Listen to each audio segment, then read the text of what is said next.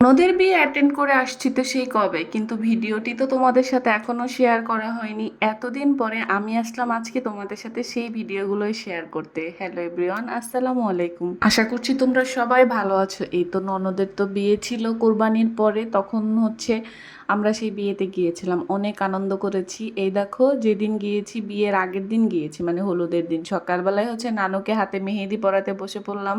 এটা দেখে কিছু বুঝতে পারছো? দেখো মানুষের বয়স, আমাদের সৌন্দর্য কতদিন থাকে। এই যে আজকে হাতের চামড়াটা একদম টান টান সুন্দর, আগামী 20-30 বছর যদি আমরা বেঁচে থাকি এরকম কি থাকবো? থাকবো না। অথচ আমরা কত অহংকার করি, কত দেমাগ দেখাই, তো সৌন্দর্য নিয়ে কত বড়াই করি, অথচ বয়স হলে তখন কি এই সৌন্দর্য থাকবে?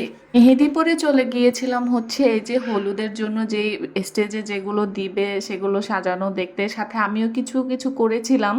ক্লিপ আর নেওয়া হয়নি, কারণ আমি খুব সামান্য কাজ করেছি। আমার অন্য ননদ ননাসরায় সেগুলো করেছে, আমি গিয়েছি, আমাকে তো তারা অনেক খেপিয়েছে। আমের বিয়ে বাড়ি মানে অনেক আনন্দ। এখানে এত সুন্দর করে ডেকোরেশন করেছিল, বাড়িটাকে অনেক সুন্দর করে সাজানো হয়েছে। আমার মেয়েরা তো অনেক খুশি, তারা একদম লাইটিং দেখছিল বের হয়ে।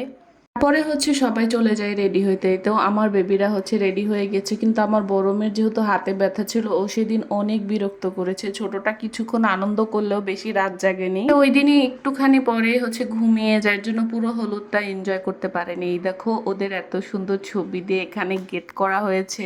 মেইন রোড পর্যন্ত অনেক লাইটিং ছিল, মানে এত সুন্দর করে সাজানো। দেখো পুকুর পাড়ে দৃশ্য ছিল এটা, আর পুকুরের মধ্যে দেখো আরো বেশি সুন্দর।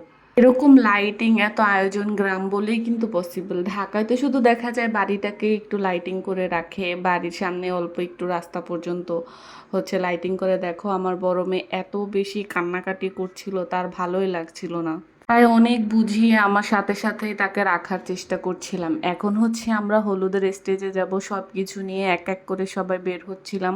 সবাই তো একরকম শাড়ি পরেছিলাম, কিন্তু সেদিন এত এত এত এত গরম ছিল, খুব মানে নাজেহাল অবস্থা ছিল গরমে, অনেক খারাপ লাগছিল।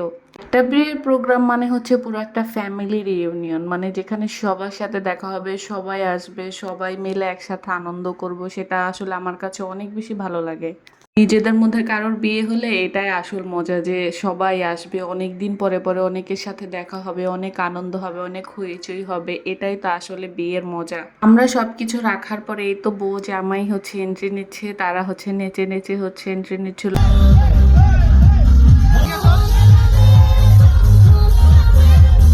তারপরে আমরাই চলে যাই শুরুর দিকেই হলুদ দিতে, কারণ আমার ছোট মেয়েটা তো অলরেডি ঘুমিয়ে পড়েছে, আর বড়টাও খুবই জ্বালাচ্ছিল, মানে ওর ভালো লাগছিল না, শরীর যেহেতু খারাপ। তারপর ওকে নিয়ে ওকেও ঘুম পাড়িয়ে দিই। তারপরে শুরু হয় এই যে তাদের উড়াধুরা ডান্স।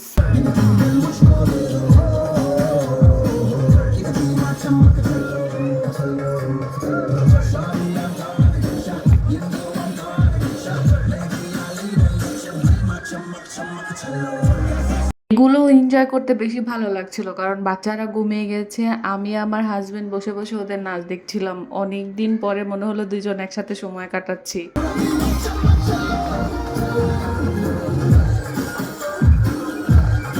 তারপরে বিয়ের দিন কোনো ভিডিও আমি করতে পারিনি, কারণ এত বেশি গরম ছিল। তো এই ছিল আমার আজকের ভিডিও।